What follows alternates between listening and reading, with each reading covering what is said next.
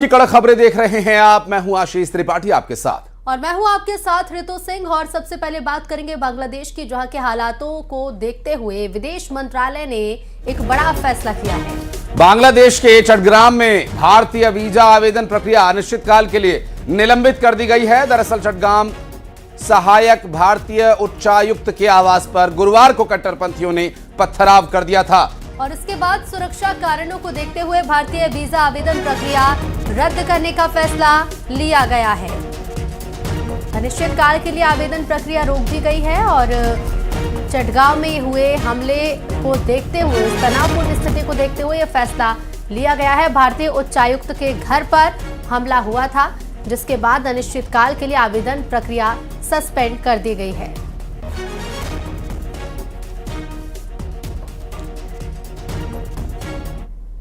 बांग्लादेश में हिंदुओं पर हो रहे अत्याचार को लेकर कोलकाता के एक कार्यक्रम में राष्ट्रीय स्वयंसेवक संघ के सरसंघ चालक मोहन भागवत ने एक बड़ा बयान और कड़ी प्रतिक्रिया दी है। उन्होंने कहा है कि बांग्लादेश में हिंदू अल्पसंख्यक हैं और वहां पर उनके लिए बहुत कठिन हालात हैं। उन्होंने कहा कि बांग्लादेश के हिंदुओं को अपनी सुरक्षा के लिए एकजुट होना होगा और दुनिया भर के हिंदुओं को उनकी मदद करनी चाहिए। दरअसल मोहन भागवत ने कहा कि हमें अपनी सीमा के भीतर जितना हो सके बांग्लादेश के हिंदुओं की मदद करनी चाहिए। बांग्लादेश में हिंदुओं पर जुल्म हो रहा है और इसको लेकर मोहन भागवत ने कहा कि हिंदुओं के लिए एकमात्र देश अब भारत ही बचा है।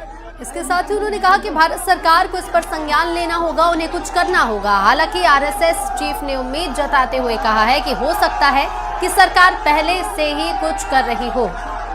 इसके अलावा बांग्लादेश के साथ मोहन भागवत ने कहा कि बंगाल की भी स्थिति का जिक्र उन्होंने किया और कहा कि अगर बंगाल में हिंदू समाज एकजुट हो जाए तो हालात बदलने में देर नहीं लगेगी। हिंदुओं की दुर्दशा कब समाप्त होगी? वहां माइनॉरिटी है एकदम, वहां जरा कठिन है, फिर भी जो मैक्सिमम बचाव हो सकता है उसके लिए वहां के हिंदू को इकट्ठा रहना पड़ेगा और दुनिया भर के हिंदुओं को अपनी मर्यादा में रहकर उनकी कितनी मदद कर सकते हैं, जो और जितनी कर सकते हैं उतनी सब करनी पड़ेगी, हमको भी करनी पड़ेगी। और हम तो वो कर रहे हैं।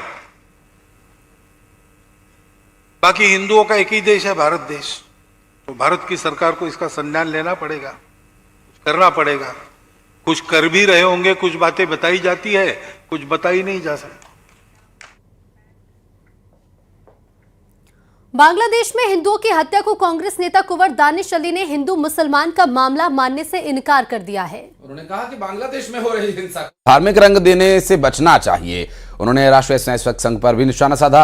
बीजेपी नेता अजय आलोक ने कहा कि बांग्लादेश की हालत बहुत खराब है और भारत सरकार इस पर नजर बनाए हुए। बीजेपी ने मांग की है कि बांग्लादेश सरकार को तुरंत आरोपियों के खिलाफ कड़ी कार्रवाई किए जाने की आवश्यकता है। और कांग्रेस नेता कह रहे हैं कि यहां हिंदू मुसलमान का विषय नहीं है।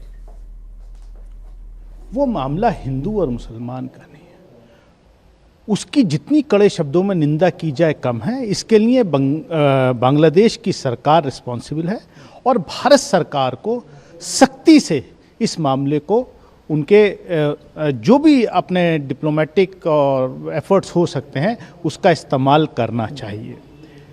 मैं कहूँगा कि हमें दूसरे देश